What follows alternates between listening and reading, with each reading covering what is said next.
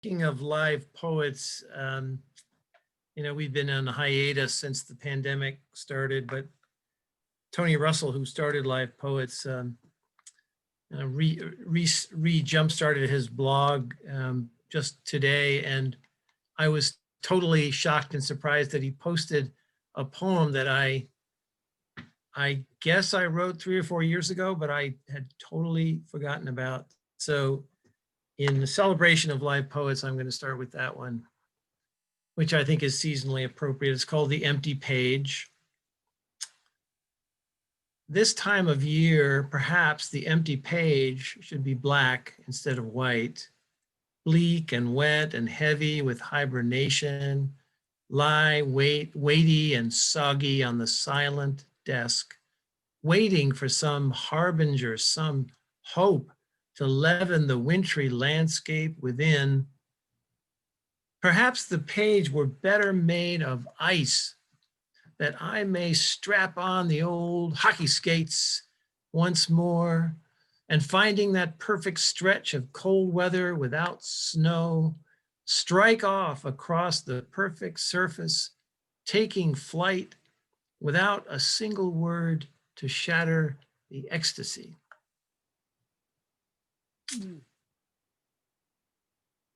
So staying with a seasonal theme, I wrote this piece just recently calling it Solstice. 5 days away, or 4 now, maybe, I guess 5, depending on how you count. So solstice.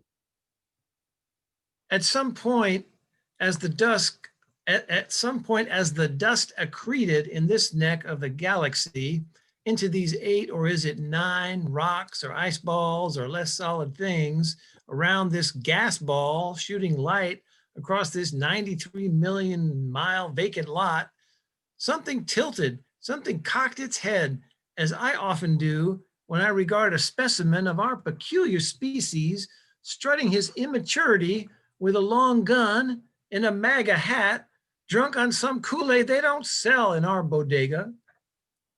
So now our whole lives are leaning to the left or to the right, and the vacant lot between us is over 100 million miles wide. And on this longest of nights, we have nothing left but to gather by the fire and sing and remember that the light, the original light we always forget on such a night is brought forth by our sound to shine for us all, to bear up this precious cup of life until morning. So whatever it's worth on the solstice. And then I'll just close with a piece that I wrote for some good friends who just moved to Virginia after a long and difficult year of a kind of a reverse refugee experience. So I'm calling this South Side Pastoral because they moved to Lunenburg County, which is in the south side of Virginia.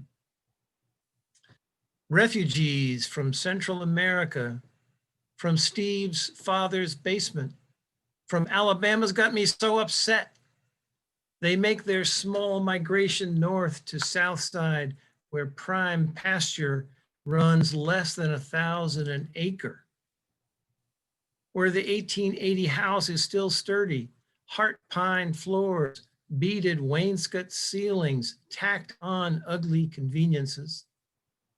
We drive across 4 counties over bones of Monacan, Saponi, Ocanichi, forests that fed the people, mostly gone, to single wides and double wides, to country churches and dollar stores, yards of trucks and farm implements for parts, possum roadkill, vulture roadkill, culture roadkill, all the first names paved over, named now, vulture, possum, feather, water.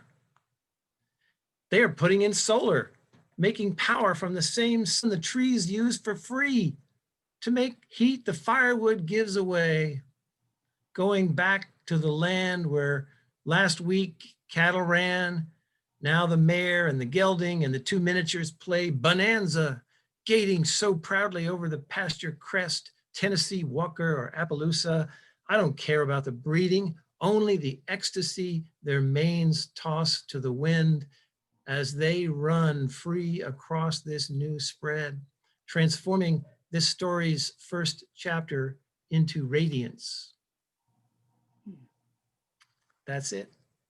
Wow.